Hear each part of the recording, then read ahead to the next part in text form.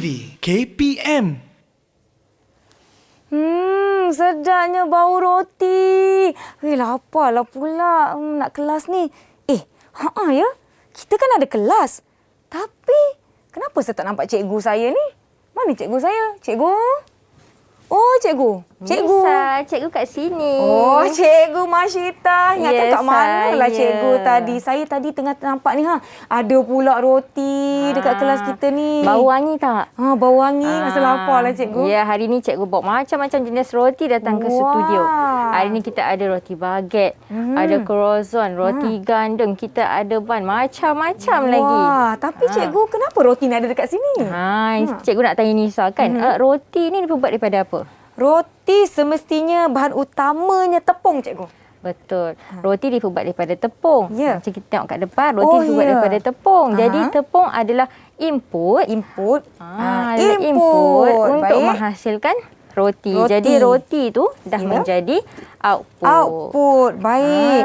Oh, tepung input, roti output. Ya, betul. Tapi cikgu, saya masih keliru. Sebenarnya apa kaitan dengan roti ataupun input-output dengan apa yang kita nak belajar hari ni, cikgu? Ya, betul. Jadi, kalau Nisa dan murid-murid di rumah pun nak belajar mengenai input dan output, so kita akan belajar dengan lebih dalam selepas ini. Okey, jom cikgu. Saya pun tak sabar nak masuk ke kelas, tapi saya ambil satu boleh, cikgu? Boleh. Silakan.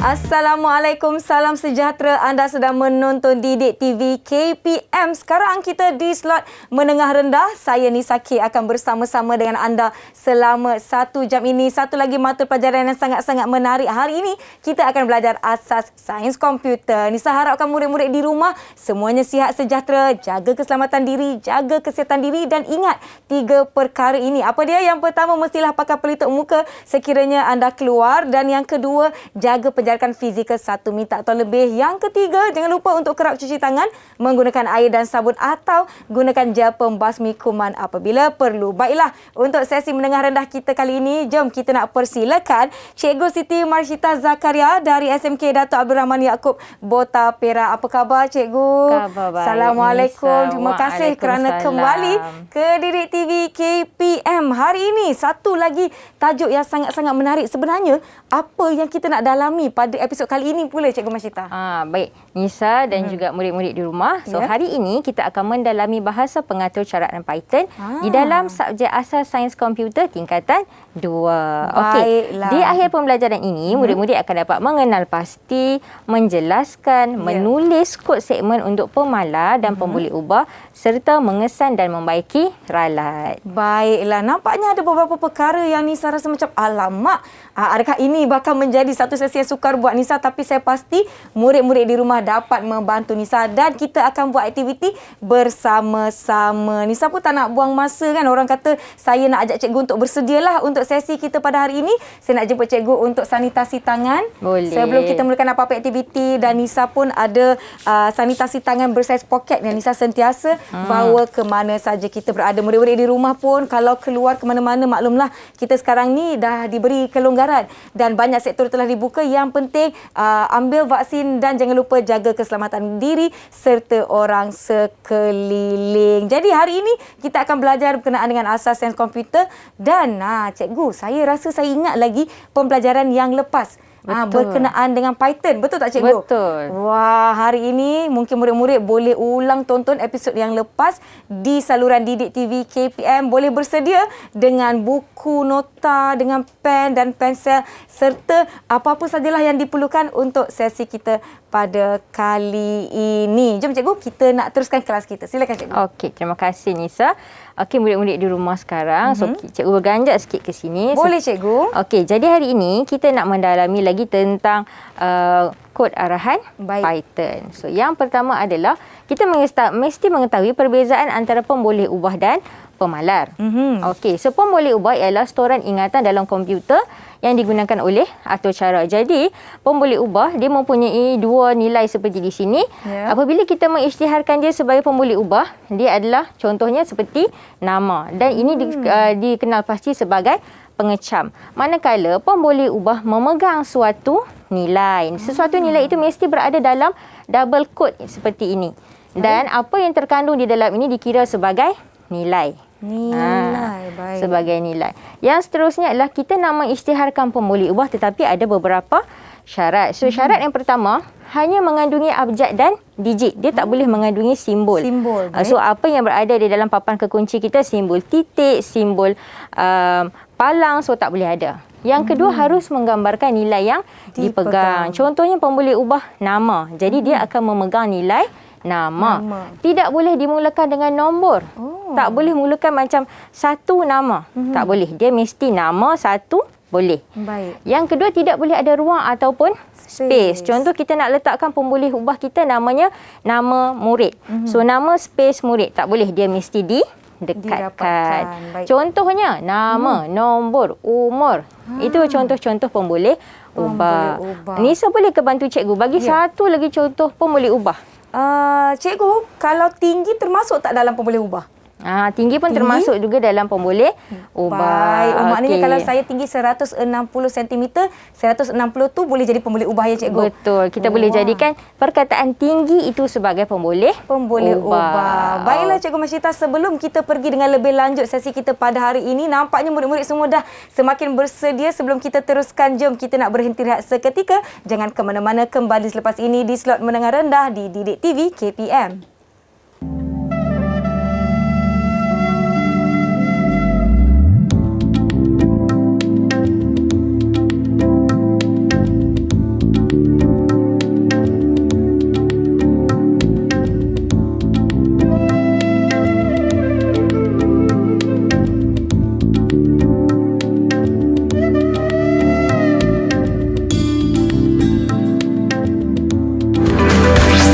Didik TV KPM. Didik TV KPM. Baik cikgu, tadi kita ada integer kan? Integer tu nombor yang tidak mengandungi perpuluhan dan pecahan. Integer terdiri daripada nombor negatif dan nombor bulat. Betul. Kalau float pula macam mana cikgu? Float tadi, kita mesti jenis data float tu mestilah mempunyai nombor perpuluhan. Tak kisahlah sama ada dia positif ataupun negatif. Jadi apa sahaja nombor yang dalam perpuluhan disebut sebagai jenis data float. Manakala string pula terbina daripada urutan aksara. Contohnya? Urutan aksara tu contohnya seperti apa sahaja nombor, simbol dan huruf yang terdapat pada papan kekunci. Jadi bila kita susun huruf tu, macam tadi kita susun Didik TV KPM. So itu semua adalah jenis data string. Kalau boolean pula cikgu? Jenis data boolean pula adalah kita nak melihat ungkapan perbandingan sama ada lebih besar, sama dengan ataupun lebih kecil. Kembali menonton ke slot menengah rendah di Didik TV KPM bersama saya Nisa K dan Cikgu Masyita. Sebentar tadi, sedutan yang murid-murid tonton adalah sedutan daripada episod yang lalu di mana kita berkenalan dengan Python. Jadi jika murid-murid ingin mengulang tonton episod tersebut, boleh ke saluran YouTube Didik TV KPM. Kerana hari ini kita nak sama-sama mendalami Python. Jom Cikgu Masyita, kita teruskan sesi kita. Silakan Cikgu. Okey, terima kasih Nisa. Okey, sebentar tadi kita dah tengok apakah syarat-syarat untuk kita nak menulis pemboleh ubah. Jadi kita nak lihat pula apakah perbezaan antara pemboleh ubah dan pemalar. Jadi ada 3 perbezaan yang utama. Yang pertama adalah pemboleh ubah mempunyai nilai yang berubah-ubah. Nama pun pemboleh ubah, jadi nilainya boleh berubah. Contoh macam nama. Nama memegang nilai, mungkin dia memegang nilai Siti, mungkin memegang nilai Ali. So berubah-ubah. Tetapi pemalar mempunyai nilai yang tetap. Contoh seperti formula luas, formula sfera, formula isi padu. So nilainya adalah tetap. Terdapat nilai yang perlu diingat. Jika pemboleh ubah, kita mesti mengingat nilai sebab nilainya berbeza. Tetapi pemalar, pengatur cara, tidak perlu mengingat label sebab semua orang dah tahu. Semua orang tahu tentang formula yang dihasilkan. Sama sahaja. Pemboleh ubah tiada nilai yang standard. Contoh macam nama. Tak semestinya semua orang nama Ali dalam dunia kan? Betul. So, jadi tidak ada nilai yang standard. Tetapi pemalar mempunyai nilai yang standard di mana semua orang mengetahui formula luas, formula isi padu. Sebab itulah perbezaan antara pemboleh ubah dan pemalar. Baik. Nampaknya seperti yang kita lihat tadi, contoh bagi pemalar, formula luas isi padu sama saja. Di mana-mana di dunia ni pun kita belajar, itulah formulanya kan cikgu kan. Sebab tu dia pemalar, dia tetap. Betul tak cikgu? Betul. Okey. So, seterusnya adalah bagaimana kita nak menghasilkan fungsi input dan output. So, yang pertama kita belajar dulu fungsi input. Fungsi input adalah kita nak mendapatkan data daripada pengguna. Contohnya, atur cara meminta pengguna memasukkan sesuatu data yang sesuai. Contoh kita nak mengira BMI. So, jadi kita mintakan nama, mintakan tinggi daripada pengguna ataupun user lah. Okey, seterusnya adalah fungsi output. Fungsi output merujuk kepada maklumat yang dipaparkan pada skrin komputer. Maksud apa yang terpapar adalah output. Dan output mesti menggunakan sinteks print. P-R-I-N-T. Dia mesti menggunakan sinteks bahasa Inggeris sebab Python adalah bahasa pengatur caraan dalam bahasa Inggeris. Jadi kita akan menggunakan kod arahan dalam bahasa Inggeris, iaitulah sinteks print untuk memaparkan output bagi nilai yang berada dalam double quote tersebut. Kalau kita tak letakkan double quote, dia tak boleh membaca. Okey, so contohnya Nisa, pernah tak Nisa gunakan aplikasi untuk mengira BMI? Pernah cikgu. Jadi Nisa kena masukkan tinggi, betul? Tinggi dan berat saya cikgu. Nisa rasa senang ke susah kita pakai aplikasi tu? Oh, bertambah senanglah cikgu. Saya klik masuk data, tekan butang, dah dapat hasilnya. Betul. Jadi itulah fungsi input, data dimasukkan, dan fungsi output. BMI yang dikeluarkan. Baik. Okey, seterusnya adalah kita melihat kepada operator perbandingan. Terdapat 6 jenis operator perbandingan. Bagi operator yang pertama, dia bermaksud nilai di kiri dan kanan adalah sama. Jadi bila nilai kiri dan kanan adalah sama, dia adalah benar. Kalau tidak, dia akan sebut tidak benar. Tetapi dalam bahasa pengatur caraan Python, kita tak sebutlah tidak benar, kita sebut false. False, atau kalau benar kita sebut true. Yang kedua adalah tanda seru dan sama dengan. Maksudnya tidak sama dengan. Nilai di sebelah kiri dan kanan tidak sama. Jadi bila kita baca satu pernyataan, kita mesti lihat sama ada benar ataupun tidak benar. Seterusnya nilai yang keempat, yang ketiga adalah lebih besar. Macam dalam matematik lah, nilai di kiri lebih besar daripada nilai kanan. Seterusnya nilai lebih kecil. Kiri kecil daripada nilai yang sebelah kanan. Ataupun lebih besar atau sama dengan, ataupun kurang ataupun sama dengan. Dia lebih kurang macam operator matematik. Tetapi kita menggunakan pernyataan dan hasilnya ataupun outputnya adalah benar ke tak benar. Alright. Tapi kita menggunakan dalam bahasa Inggeris kan cikgu? Betul. False atau true. False atau true. Seterusnya adalah kita menggunakan kenyataan operator logik. Contohnya and, or ataupun not. Kalau and, pernyataan di kiri dan kanan adalah betul. Kalau or, mungkin kiri, mungkin kanan betul atau salah. Maksudnya salah satu betul, salah satu salah. Kalau not, kanan dan kiri pernyataan adalah salah. Contohnya Nisa, saya cakap Nisa adalah seorang murid yang tua dan muda. Dan tu maksud saya gunakan pernyataan and. Betul tak agak-agak? Nisa seorang murid yang tua dan muda. Tidak benar cikgu, false. Tidak, false sebab Nisa adalah murid yang muda belia kan. Jadi penggunaan and di situ salah. Sepatutnya cikgu gunakan Nisa adalah seorang murid yang muda atau tua. Kita menggunakan or di situ. So itu adalah operator logik. Seterusnya operator tambahan matematik. Hanya ada 3, iaitu modulus, eksponen dan floor division. Walaupun dibentuk macam peratus, tetapi dalam bahasa pengatur caraan Python dia disebut sebagai modulus. Apa maksud modulus adalah di sebelah kiri, nilai di sebelah kiri bahagi dengan sebelah kanan, dan kita tidak bukan kita nak nyatakan hasilnya, tapi kita nak nyatakan baki. Contoh, A10 B2. 10 bahagi 2 jawapannya 10 bahagi 2, 5. 5. Ada baki tak? Ada. Tak ada baki, tak ada baki, kosong. Jadi kita paparkan kosong. Itu maksud dia. Dia memaparkan baki, bukan hasil. Okey, yang kedua adalah eksponen. Eksponen adalah nilai di sebelah kiri dikuasakan dengan nilai di sebelah kanan. Contoh, A 10 B 2. Jadi 10 kuasa 2 macam tu. Yang ketiga floor division. Ada 2 slash atau 2 palang. Tanda palang di situ. 2 tanda palang di situ. Maksudnya ini adalah 10 A 10 B 2. 10 bahagi 2 5. Ini macam biasa. Cuma maksudnya modulus dan floor division lebih kurang, tetapi floor division kita memaparkan output seperti biasa, tetapi modulus kita memaparkan baki. Baiklah, Cikgu Masyita, saya ada soalan. Silakan. Memandangkan murid-murid sekarang ni mengikut KSSM yang terbaru, mereka akan belajar asas sains komputer ini, saya nampak ada banyak simbol-simbol ataupun operator-operator yang mereka perlu ingat. Adakah ini mata pelajaran yang sebenarnya sukar untuk mereka ikuti? Oh, tak pun sebenarnya.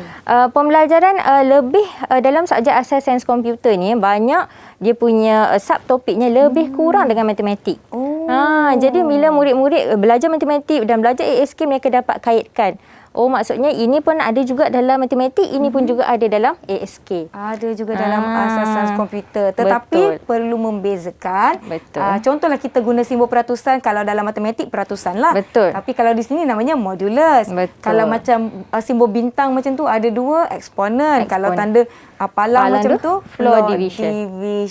Dan ada beberapa lagi simbol ataupun operator yang perlu kita ingatkan. Diharapkan murid-murid semua ambil nota. Nisa pun kan ambil nota ni, cikgu patah balik yang tadi. Nak tengok yang nota tadi. Bila Nisa ambil nota, kita pun boleh juga uji Nisa selepas ni. Cikgu nak uji saya lepas ni. Ya, boleh ke? Berpeluh kejap. Cikgu, saya cuba. Mana tadi? Cuba cikgu. Macam tu kan. Biasalah kita murid-murid di rumah diharapkan mengikuti dengan baik. Jika ada yang terlepas, cikgu, ada yang baru duduk di hadapan kaca televisyen lah, cikgu. Alamak. Mungkin anda boleh ulang tonton daripada awal apabila episod ini sudah berada di dalam saluran YouTube Didik TV KPM. Kita pun orang kata apa, siapa yang dah duduk tu tak apa, kita teruskan terlebih dahulu. Yang pasti murid-murid di rumah semua bersedia. Tapi kan cikgu, kalau di dalam peperiksaan, adakah mereka akan melakukan aktiviti amali atau menjawab soalan di atas kertas peperiksaan? Okey, dalam peperiksaan dia akan menjawab soalan seperti biasa. Sebab dalam peperiksaan itu kita telah uji amali itu terlebih dahulu dalam kelas dan kita telah buat pentaksiran bilik darjah. Jadi dalam peperiksaan hanya jawab di atas kertas sahaja seperti biasa. Baiklah. Saya pun rasa macam, cikgu nak tanya soalan ke? Betul. Nampaknya cikgu telah menyediakan. Saya dah ready. Saya dah nampak Nisa pun macam dah tak sabar lagi nak buat. Saya cuba, cikgu. Saya cuba. Okey. So, cikgu terangkan dulu. Di sini ada 2 pemboleh ubah dan pemalar. Ini adalah peta buih berganda. Okey. So, maksud yang berwarna merah adalah ciri-ciri bagi pemalar. Manakala berwarna biru adalah ciri-ciri untuk pemboleh ubah. Okey. Yang berada di tengah-tengah yang warna krim itu adalah persamaan ciri-ciri untuk pemboleh ubah dan pemalar. Baik. Okey, so cikgu nak minta Nisa tolong kelaskan ciri-ciri untuk pemalar dan pemboleh ubah. Baik cikgu, di sekelilingnya ada maklumat-maklumat yang cikgu telah sediakan. Jadi saya kena letakkan di manakah ia, sama ada di bahagian pemboleh ubah atau di bahagian pemalar. Betul. Turutan tak mengapa cikgu ya? Tak mengikut urutan. Tak mengikut urutan tak apa. Okey, di tangan saya tidak perlu mengingat label dan nilai. Apa yang saya ingat ini adalah untuk ciri pemalar. Di mana label atau nilainya sama saja. Betul. Jadi kita tak perlu ingat. Saya letak di sini cikgu ya. Silakan. Saya letak di sini. Okey, di bahagian pemalar. Baik. Seterusnya saya nampak yang ini cikgu. Contohnya nama. Saya rasa yang ini pemboleh ubah cikgu. Sebab dia boleh jadi nama, dia boleh jadi umur, dia boleh jadi tinggi. Betul tak cikgu? Betul. Pandai Nisa. Saya letakkan di sini. Alright. Kemudian kita pergi yang seterusnya. Digunakan dalam Python. Adakah ini pemboleh ubah, pemalar atau persamaan? Saya rasa dia persamaan cikgu. Sebab pemboleh ubah dengan pemalar dua-dua ada dalam Python. Betul. Betul cikgu ya? Betul. Jadi digunakan bersama-sama. Jadi dia persamaan. Baik. Okey. Yang ini maklumat yang seterusnya saya ada. Alamak, kuat pula saya tampal tadi cikgu. Okey, yang ini nama dia mempunyai nilai yang tetap. Tadi saya dah sebutkan cikgu. Kalau tetap, kalau sama maknanya dia pemalar. Betul ya? Okey, pemalar saya akan tampalkan di sini. Okey, saya harap dia tak jatuh cikgu ya. Saya kena tekan kuat sikit. Baik. Boleh. Maaf ya cikgu. Saya cuba. Okey, baiklah. Tak apa cikgu, dia jatuh tapi saya tak apa. Kita faham jawapannya di situ. Saya takut cikgu kan jawapannya salah. Tapi kat sinilah jawapan saya ya cikgu. Betul. Okey, kemudian saya ada perlu mengingat label dan nilai. Yang ini boleh ubah sebab informasinya berbeza-beza. Ya, Maklumatnya kita mesti berbeza. ingat. Baik. Alright. Okey, betul cikgu ya. Saya dah berdebar ni, alamak. Nanti kita akan semak secara keseluruhan hasil kerja Nisa. Baik. Okey. Okey, yang ini tiada nilai standard. Tiada nilai standard, kita boleh pergi kepada pemboleh ubah. Betul. Pemboleh ubah. Yang ini mempunyai nilai yang berubah. Betul ke cikgu? Betul. Nilai berubah. Nilai yang berubah. Pemboleh ubahlah. Sebab dia berubah. Nama pun berubah. Betul, dia boleh berubah. Okey. Kemudian jatuh pula jawapan saya ni cikgu. Tapi tadi cikgu nampak kan? Saya betul, tampak kat nampak sini. Risau cikgu tak nampak. Murid-murid di rumah, jom kita nak jawab sama-sama. Jom kita sambung jawab. Okey, yang ini saya ada nilai standard. Kalau nilai standard dia mesti pemalar. Dia sama. Betul, nilainya nilai yang standard. sama. Baik. Okey, kemudian saya ada maklumat yang disebut sebagai perlu diisytihar. Saya rasa kedua-dua pemboleh ubah dan pemalar perlu diisytihar, cikgu. Betul. Okay. Persamaan pemboleh ubah dan pemalar. Okey. Ada satu lagi. Satu lagi, tak apa. Yang ini tadi, cikgu tahulah kan jawapan saya di tadi. Situ. Okey, tak apa. Yang dia rehat ini kat contohnya pi sama dengan 3.142.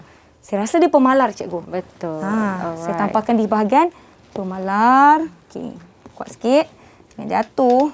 Sebab saya nak bagi kawan-kawan saya di rumah semua nampak jawapan saya, cikgu. Saya harap jawapan saya dengan jawapan mereka sama. Macam mana cikgu dengan hasil kerja saya?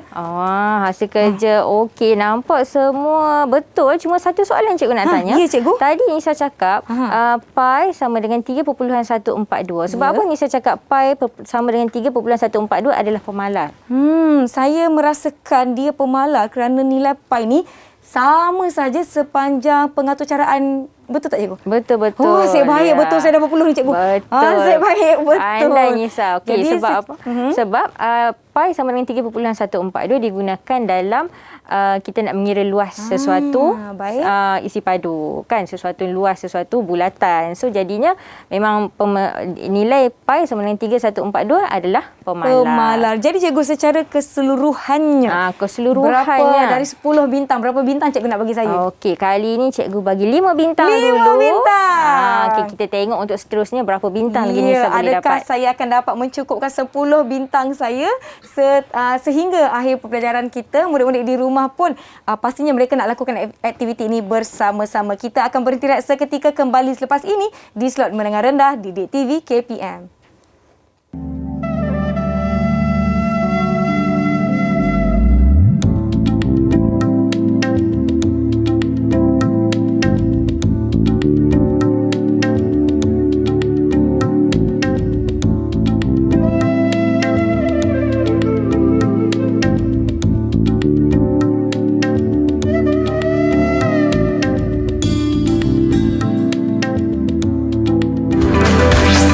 Didik TV KPM. Didik TV KPM. Terima kasih kerana masih menonton slot menengah rendah di Didik TV KPM. Masih bersama saya Nisa K dan Cikgu Masyitah dari SMK Datuk Abdul Rahman Yaakob di Bota Perak. Maklumlah panjang sikit nama sekolahnya ya cikgu ya. Saya pasti murid-murid semuanya sedang bersedia menonton kita untuk slot seterusnya. Jadi jom kita pun tak nak buang masa. Murid-murid semua nampaknya dah bersedia mereka di rumah cikgu. Jom kita teruskan sesi kita. Okey, terima kasih Baiklah Nisa dan anak-anak di rumah. Okey, so sekarang kita nak masuk ke bahagian kita nak menulis kod arahan. So kita tengok kod arahan yang pertama di sini. Baik. Okey, kod arahan yang pertama ialah pemboleh ubah yang cikgu isytiharkan ialah nombor 1.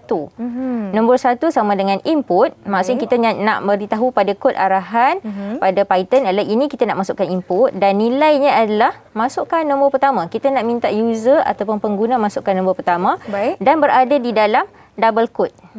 So ini arahan kita kepada pengguna. Yang kedua adalah pemboleh ubah yang kedua, nombor 2. Kita tak boleh letak dua nombor kan? Sebab dia tidak boleh bermula dengan nombor. Jadi kita mulakan nombor 2 sama dengan kita nak isytiharkan ini sebagai input dan masukkan nombor kedua. Ini ayat kita dan mesti dimasukkan di dalam double quote. Okey. Yang kedua, nombor 1 masih lagi pembuli ubah yang sama. Ya. Kemudian kita mesti isytiharkan jenis data. Jenis data ni kita dah belajar sewaktu sesi yang sebelum ini. Baik. Jadi nombor 1 sama dengan INT, jenis data bagi integer iaitu nombor 1. Bermaksud apa sahaja nombor yang dimasukkan oleh pengguna pada pembuli ubah yang pertama ataupun nombor 1, kita akan kira sebagai nombor. Kalau kita tak buat macam ni, dia akan baca benda ini ataupun data ini sebagai string. Jadi bila dibaca secara string, dia tidak akan berlaku operasi matematik. Baik, cikgu. Okey, so di sini kita letakkan jumlah sama dengan nombor 1 tambah nombor 2. Bermaksud kita nak nyatakan pembuli ubah ini sebagai operator matematik. Dan baik, seterusnya print jumlah. So di sini adalah output. Okey, so cikgu dah terangkan sedikit tentang kod arahan. So cikgu nak minta Nisa untuk cadangkan nombor yang pertama. Okey, nombor yang pertama cikgu, saya nak cadangkan nombor 10 boleh Nombor cikgu? 10. Okey, jadi kita minta daripada pengguna letak 10. Enter. Yang kedua, nombor kedua Nisa Yang cuba. kedua saya nak letak nombor 5 lah, boleh cikgu? Boleh nombor 5.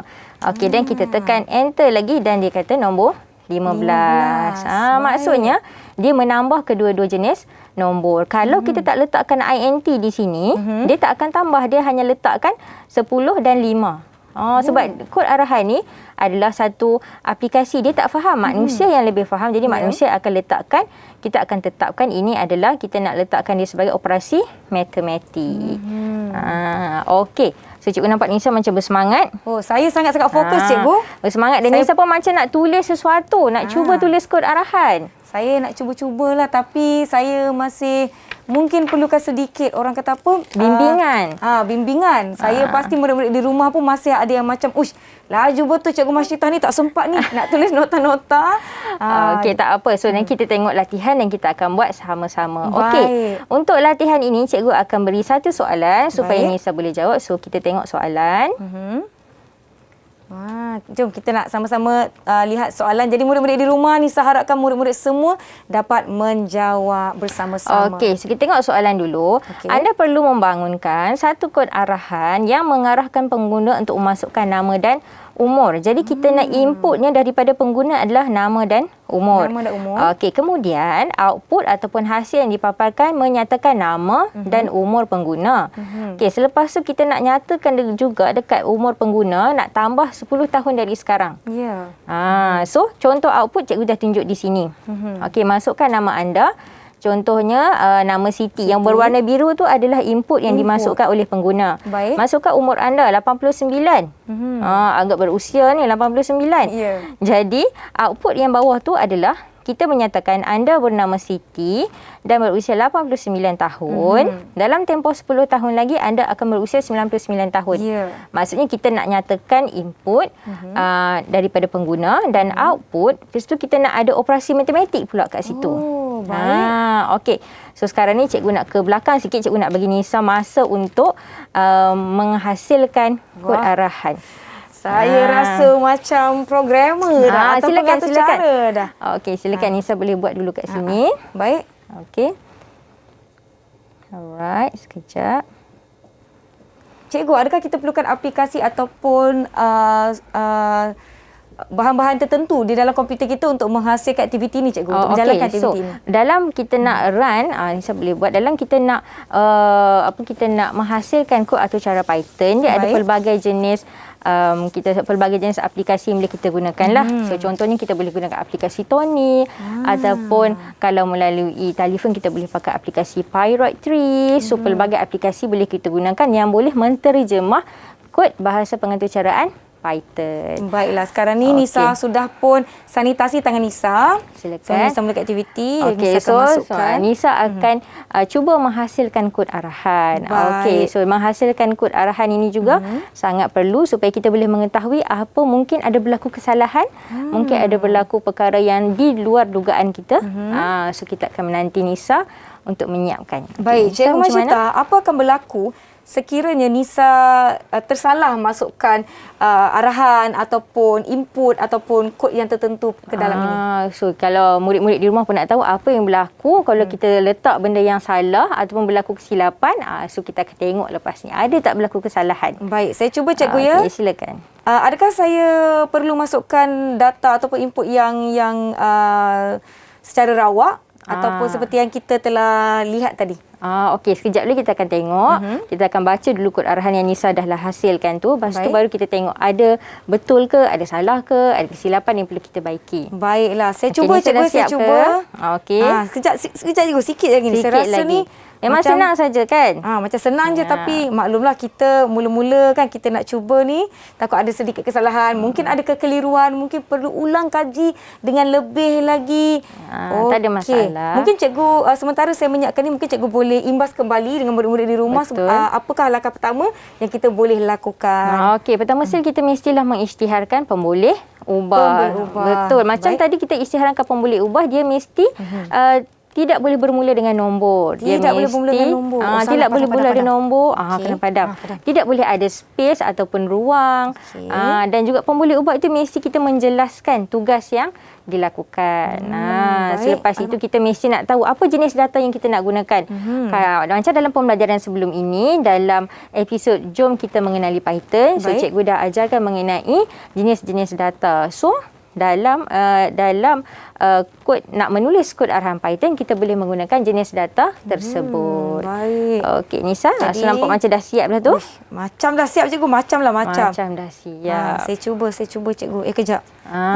Macam salah aja ni cikgu. Okey, tak apa, tak ada masalah. Kita mencuba. Ada apa-apa salah nanti murid-murid di rumah pun boleh belajar. Tak salah kita belajar daripada kesilapan. Maklumlah pada awalnya mungkin sedikit takut-takut dia cikgu. Murid-murid di rumah pun dapat orang kata apa, belajar daripada apa yang sama-sama kita telusuri pada hari ini. Cikgu sikit lagi cikgu. Saya yakin saya boleh buat ni cikgu. Tak ada masalah. Nampak macam mudah tapi bila buat sendiri mulalah rasa macam alamak, macam sukar je. Tak ada masalah. Murid-murid kat rumah dah belajar daripada episod yang pertama sebelum ni. Mari jom berkenalan dengan Python. So kali ini yang kedua kita akan lebih mendalami Python. Betul. Adakah kita akan gunakan simbol-simbol ataupun apa yang telah kita pelajari tadi? Yang lebih besar? Kita akan guna juga, mungkin kita gunakan lebih kepada operasi matematik sebab kita nak menambah usia lagi 10 tahun. Saya rasa macam dah siap ni cikgu. Cuba cikgu tengok. Betul ke tidak? Terima kasih Nisa ke sana. Saya ambil ruang sedikit bagi memastikan penjarakan fizikal sentiasa dijaga. Jadi tadi Nisa pun dah sanitize kan sebelum gunakan. Cikgu pakai sanitize sekali lagi. Betul, kita mengamalkan SOP. Okey, so terima kasih. Macam mana cikgu? Ya, jom kita tengok hasil saya macam Nisa menggunakan buat informasi tadi. Yang sama je. Okey, hasil yang Nisa buat tadi. Ya. Okey. So tadi kita boleh lihat pada skrin. Di situ adalah kita gunakan pemboleh ubah nama dan input. So nama dia memegang nilai nama lah. Input masukkan nama anda sebab kita memang nakkan nama kan. Yang kedua tadi soalan cakap minta umur. So jadi input masukkan umur anda. So jadi kita print, maksudnya kita nak paparkan anda bernama, nama apa yang dipegang oleh pemboleh ubah dan berusia, umur apa yang dipegang oleh pemboleh ubah umur dan letakkan tahun. Yang kedua kita nak print lagi, dalam tempoh 10 tahun lagi anda akan berusia, pemboleh ubah umur tambah lagi 10 tahun. Okey, so ini yang Nisa buat tadi. So kita nak uji sama ada betul ataupun tak. So kita tengok. Berdebahlah cikgu. So kita tengok di bahagian atas ada berwarna biru. Dia tulis situ run current script. Maksudnya kita nak uji. So jom kita tekan. Okey, masukkan nama anda. Nama Nisa. Cikgu masukkan. Nisa. Masukkan umur anda. 25 cikgu. 25. Muda lagi. Muda sangat. Okey, tekan enter lagi. Kenapa ni? Mungkin ada sedikit kesilapan tadi Nisa masukkan input yang tidak orang kata apa, tidak betul. Tidak betul. So kita tengok di sini ada berlaku kesalahan ataupun ralat sebab dia dah muncul ayat-ayat yang berwarna merah. Bila munculnya berwarna merah ini maksudnya ada berlaku ralat. So dekat sini agak-agak Nisa, dekat mana yang boleh yang kita betulkan? Saya rasakan cikgu sebab apa yang kita boleh betulkan ya? Kejap cikgu. Saya pun dah keliru. Terus takut. Terus ada rasa takut. Biasalah. Mungkin kita boleh betulkan dekat bahagian ni. Bahagian apa ni? Bahagian print. Ya, betul dekat bahagian print. Okey, contoh di sini kita baca balik ya. Print dalam tempoh 10 tahun lagi anda akan berusia 10 tahun. So, umur di sini. Tetapi, kita tak nyatakan jenis data umur ini. Umur adalah jenis data integer. INT. Kita masukkan kod arahan yang sesuai untuk bahasa pengatur caraan Python memahami INT. So kita tambah jenis data di sini. Baik. So kita uji sekali lagi. Sekali lagi. Ya, tapi sebelum tu kita clearkan dahulu. Baik. Alright. So, saya cikgu. Kita lihat uji hasilnya. Hasil sekali lagi. Okey, masukkan nama anda sekali lagi. Nisa, umur 25 tahun. Wah, betul cikgu? Betul. Anda bernama Nisa dan berusia 25 tahun. Dalam tempoh 10 tahun lagi anda akan berusia 35 tahun. 35 betul. tahun. Maksudnya bila dah tidak ada ralat, tidak ada lagi notifikasi berwarna merah. Sekarang kita dah dapat hasilnya.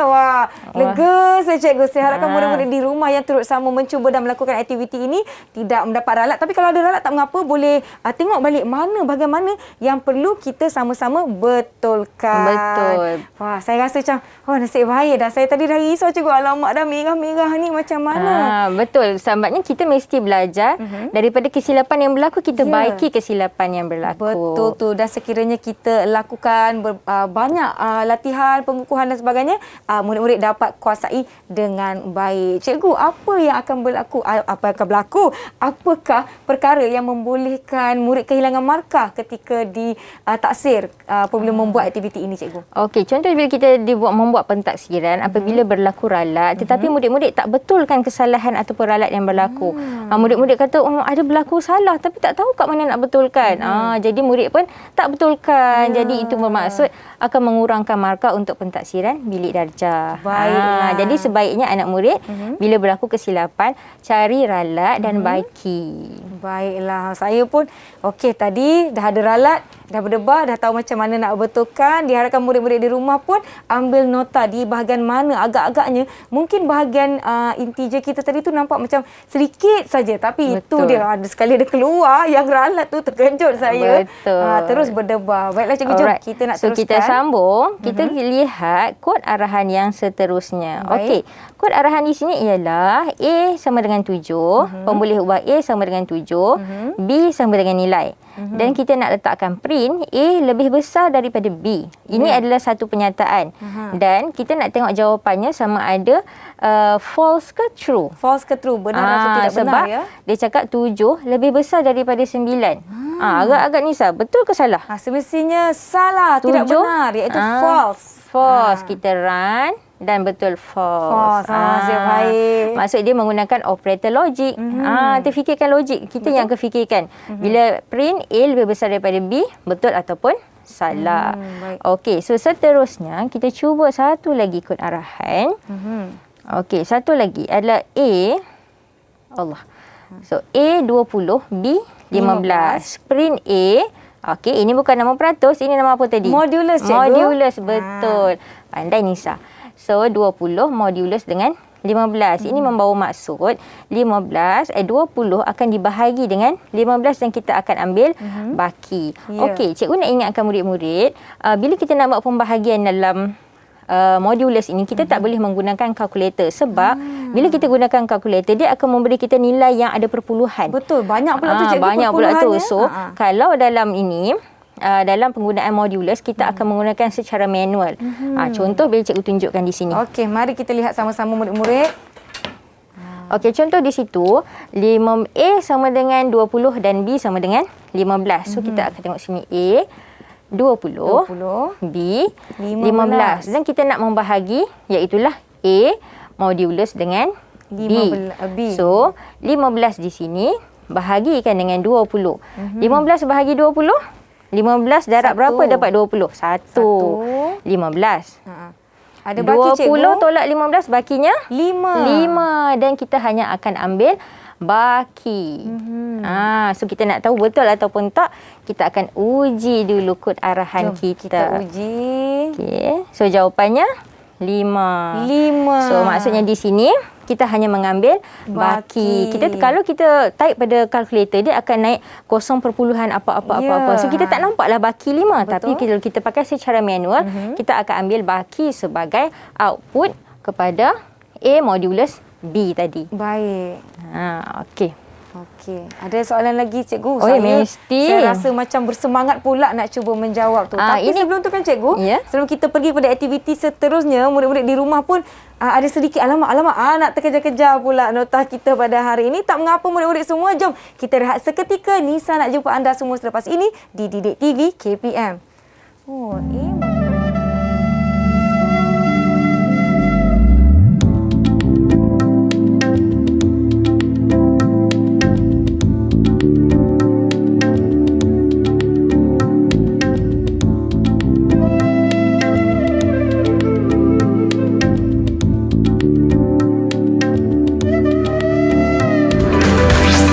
Didik TV KPM.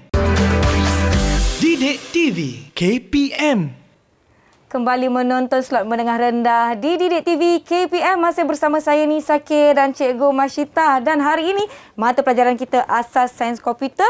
Tajuk kita Mari Mendalami Python. Banyaknya kita dah belajar hari ini kan Cikgu? Betul Nisa.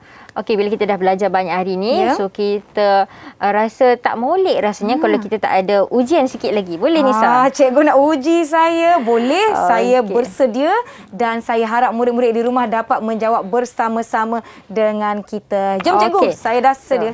Soalan yang pertama di sini adalah A sama dengan 5, B sama dengan 10. A eksponen B, maksudnya A 5 dikuasakan dengan 10. 5 dikuasakan dengan 10. Agak-agak apa jawapannya? 5 dikuasakan 10 kejap. 5 kuasa 10. Saya tengah ingat. Saya tahu dah jawapannya Cikgu. Agak-agaknya Nisa. 90.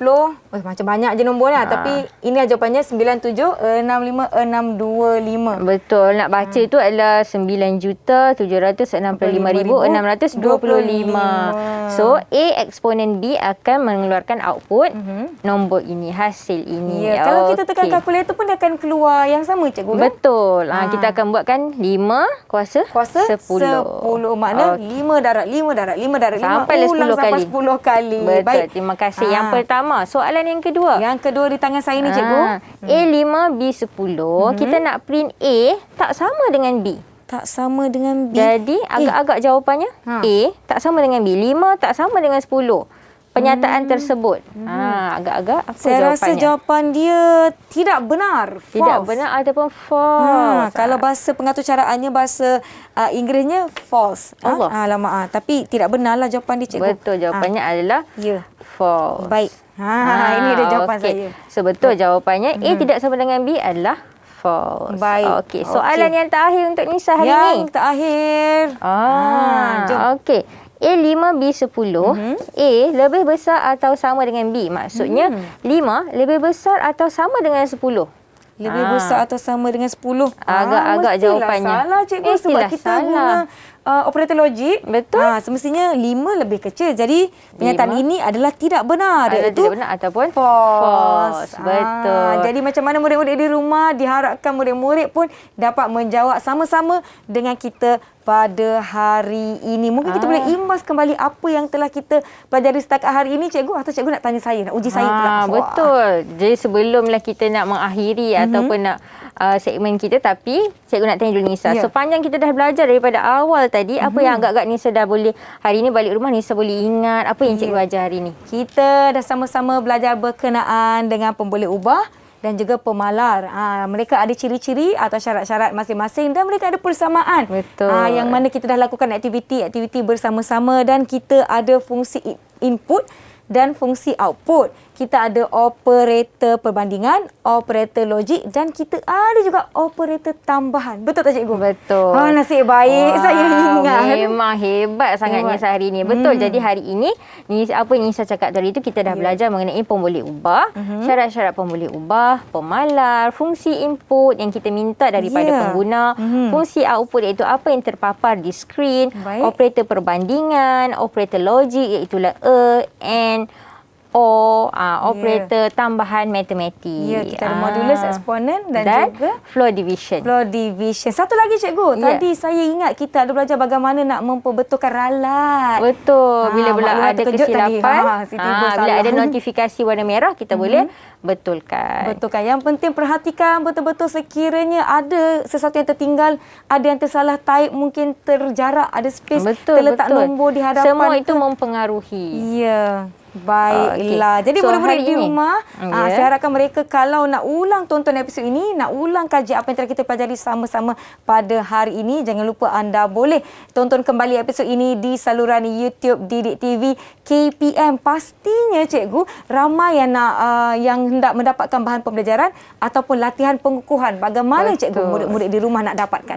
Okey, kalau murid-murid di rumah nak dapatkan latihan dan bahan untuk buat rujukan, so boleh melayari portal Delima Sumberku pada link yang tertera, sebab dekat situ ada pelbagai bahan dan juga rujukan yang boleh murid-murid lakukan. Ya, betul tu. Boleh ke pautan yang kami paparkan di kaca televisyen anda dan lakukan aktiviti. Maklumlah, saya kira penguasaan sesuatu, tak kiralah asas sains komputer ataupun mata pelajaran yang lain, kalau lakukan aktiviti latihan pengukuhan yang berterusan, anda pasti boleh lakukannya. Nanti kembali ke sekolah, Cikgu Masyita tanya, ni apa dia? Dah tahu dah. True, dah false? tahu jawapan. Dan jawapannya. Betul. Baiklah. Yang penting anda ingat ciri-ciri yang kita belajar sebentar tadi, kerana ini akan membantu anda untuk menjawab soalan dengan lebih tepat dan baik. Saya nak ucapkan terima kasih berbanyak-banyak kepada Cikgu Masyita. Sama-sama. Kerana bersama-sama dengan kami Cikgu Siti Masyita dari SMK Datuk Abdul Rahman Yaakob Perak, kerana bersama-sama dengan kami. Terima kasih murid-murid di rumah. Satu lagi soalan boleh cikgu? Ya, silakan. Saya nak tanya soalan. Sekiranya Sekejap. Saya ingat apa yang saya nak tanya tadi. Dah dapat idea dah. Sekiranya kita tersalah terbalikkan ciri pemboleh ubah dan juga maklumat input mengenai pemalar, apa yang akan berlaku? So, kalau kita tersalah, macam tadi, dia akan naik notifikasi ralat berwarna merah. So, walaupun kita macam tersilap letak koma, tersilap space ataupun tak letakkan kurungan, kesalahan-kesalahan yang kecil pun dia tetap akan keluar notifikasi ralat berwarna merah. Baik. Jadi di sini apa yang penting, bagaimana nak mengelakkan ralat tu cikgu? Mengelakkan ralat dalam setiap orang yang menjadi pengatur cara ataupun kita sebut sebagai programmer, mesti akan berlaku ralat. Dalam kehidupan harian kita manusia mesti ada ralat, tetapi bagaimana cara kita nak membaiki ralat tersebut yang akan menjadikan kod arahan kita itu betul dan tepat. Baiklah cikgu, sekarang ni saya nampak cikgu dah bersedia dengan kita punya arahan, input, output, print semua dah ada lah. Kita akan lakukan aktiviti bersama-sama apabila kita mengakhiri episod kali ini. Saya harapkan murid-murid di rumah dapatkan bahan pembelajaran, bahan rujukan dan juga latihan pengukuhan di portal Sumberku seperti di pautan yang tertera di kaca televisyen anda. Sekali lagi terima kasih Cikgu Masyita. Sama-sama. Terima kasih semua yang menonton. Teruskan menonton saluran Didik TV KPM. Saya Nisa K. Jumpa lagi.